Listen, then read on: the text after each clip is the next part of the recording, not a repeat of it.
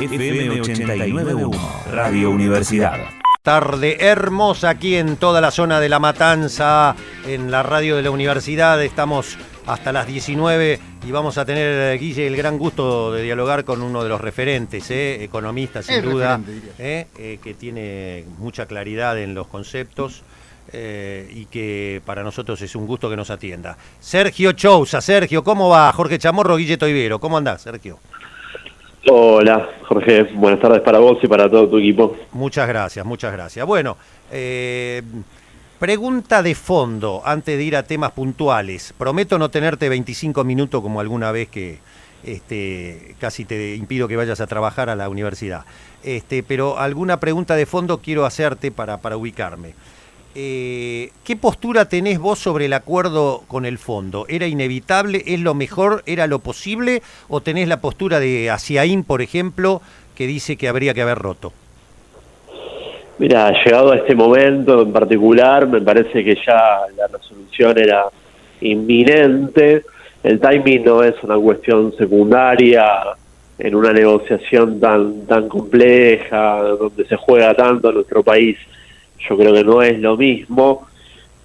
Emprender una postura un poco más reactiva, un poco más intransigente, basada obviamente en la excepcionalidad del préstamo, en todos los capítulos en los cuales se fueron vulnerando aspectos técnicos del estatuto del Fondo Monetario con el crédito y bueno, y el carácter excepcional, ¿no?, del programa de 2018. Yo creo que no es lo mismo plantearlo desde el origen de esta administración, desde el principio, ya teniendo con firmeza y sin vacilaciones una postura un poco más reactiva que hacerlo 2 años después, donde la verdad que además se te habían precipitado muchas variables macroeconómicas. Hoy Argentina está en una situación más debilitada que a fines de 2019, básicamente porque se nos cayó una pandemia arriba y eso deja secuelas, ¿no?, a pesar de lo importante que fue la recuperación el año pasado. Así que me parece que ese escenario de llegar a algún tipo de nuevo programa en este punto es el mal menor. No quiere decir esto que obviamente vayas a tener años promisorios donde estar en un nuevo programa con el Fondo Monetario sea algo dichoso para la economía argentina. Nada por el estilo, muy lejos de eso, pero bueno, dentro del flagelo que implica deber 45.000 millones de dólares, me parece que mantener los pies en el plato y tratar de sacar lo mejor posible de una negociación es mejor a correr el riesgo de que tengas una escalada inflacionaria severa, tengas un salto cambiario que no puedas controlar porque no tenés reservas y eso traiga consecuencias sociales que pueden ser mucho peores. ¿Qué, no sé si información, pero si te suena lógico, coherente esto que está circulando de que vendría otro rollover similar al de Macri para pagar lo que se debe? ¿Esto lo ves factible y qué opinas si es así?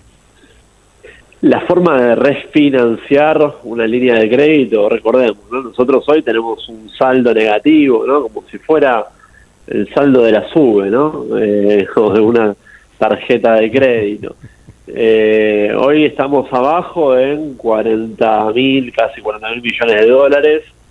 Lo que le desembolsaron a Macri fueron 45, pero el año pasado ya pagamos una parte, pagamos casi 10%. Bueno, estamos abajo en ese monto, con lo cual tenemos 2 alternativas, 3 en realidad. Hablamos, patear el tablero y decir Macri, con consecuencias que no podríamos prever hoy. La segunda es pagar de acuerdo al cronograma de Macri, que esa es una opción en abstracto porque no tenemos los dólares, no hay fondos como para cubrirlo. Y la tercera es este refinanciamiento. Bueno, el refinanciamiento lo que implica, siempre que un país hizo un nuevo programa para refinanciar uno anterior, lo que obtuvo es una serie de desembolsos por parte del Fondo Monetario que, para simplificar, te da los dólares, en realidad te da otra moneda, que es la moneda del FMI, que se llama DEX, te da los DEX necesarios como para que vos le pagues la deuda del programa anterior. Eso absolutamente siempre fue así.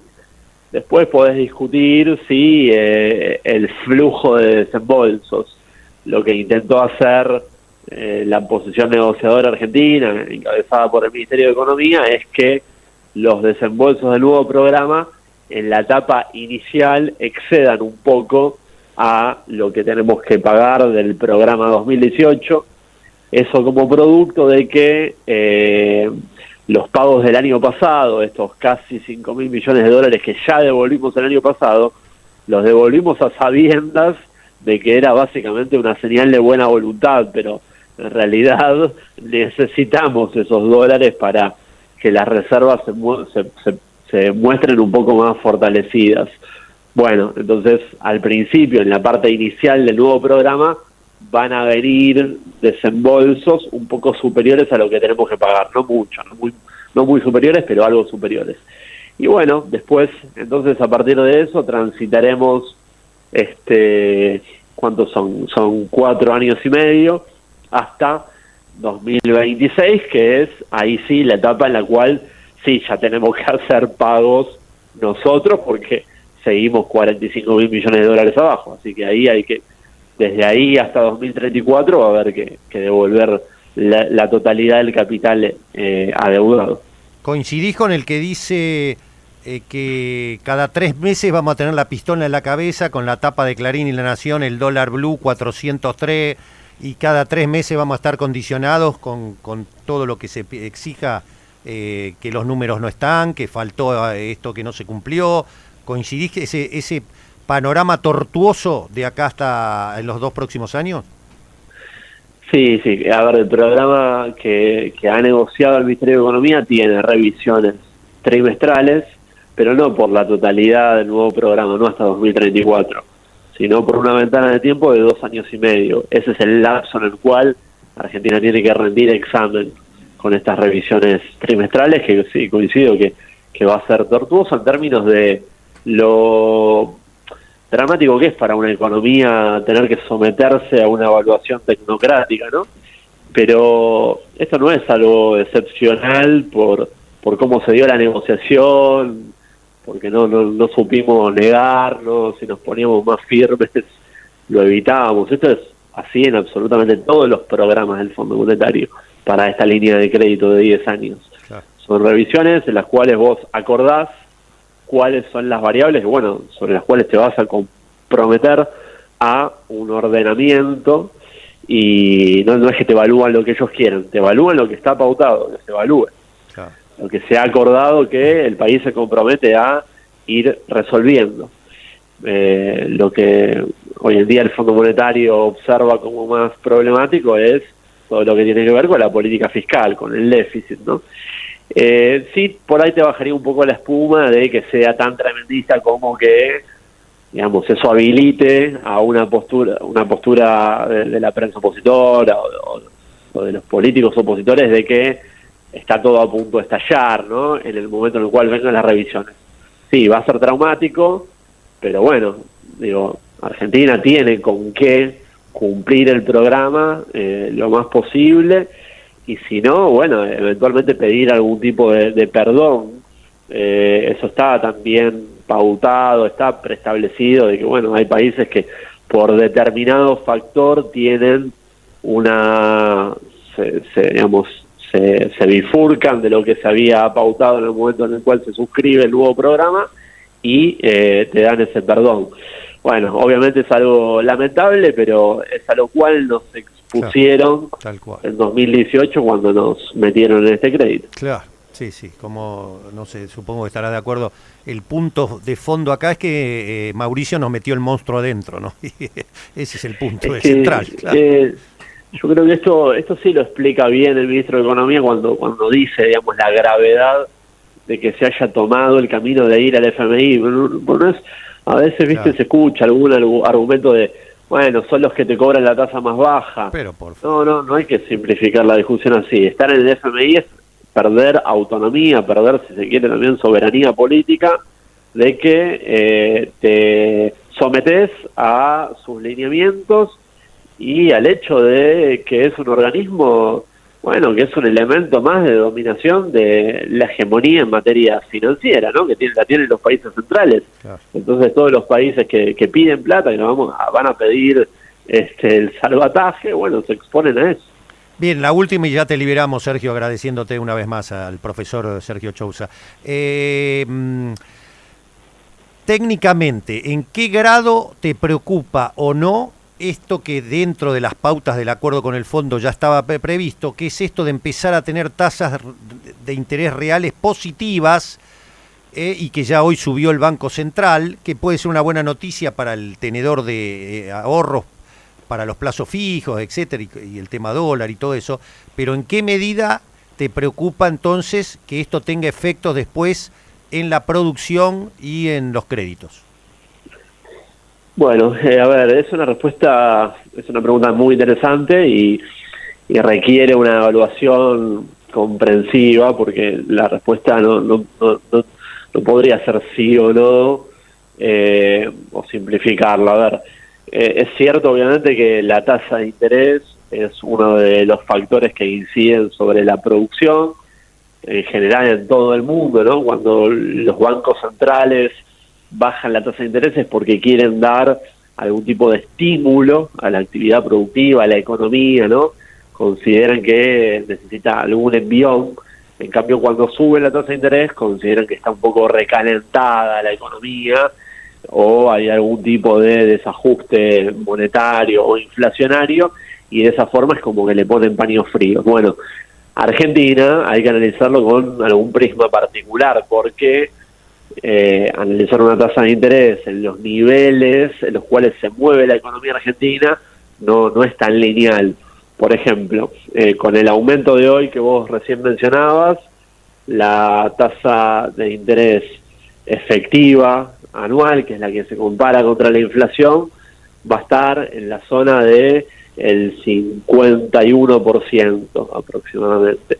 Bueno, eso es coincidente con la inflación, con lo cual lo que hizo esta suba de hoy, se había dado otra también en el mes de enero, tuvimos 2 subas por primera vez en casi un año. Lo que hace es arrimar el bochín respecto de cuál es la dinámica de precios. Entonces siempre las tasas de interés se tienen que comparar contra el nivel de inflación de la economía.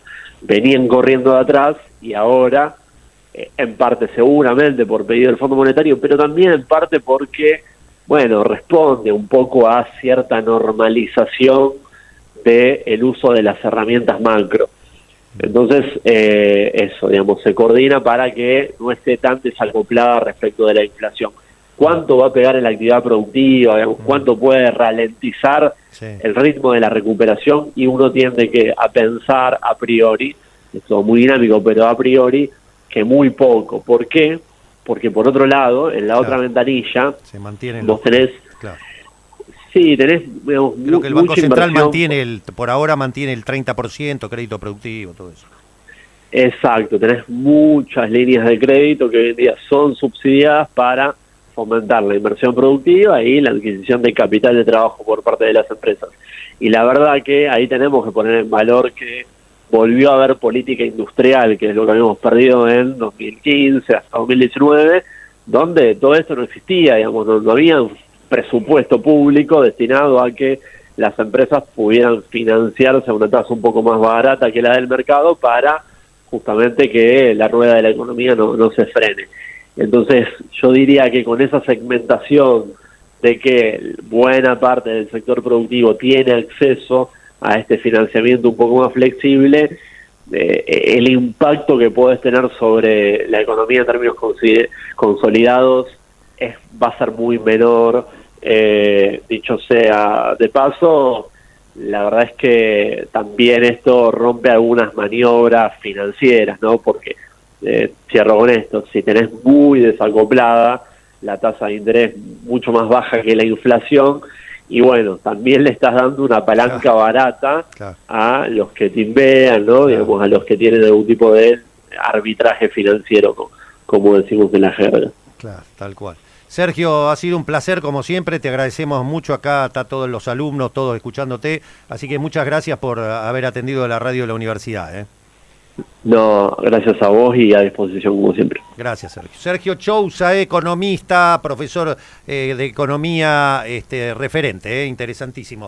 Desde la Universidad Nacional de La Matanza, Radio Universidad FM 89.1. Siempre cerca.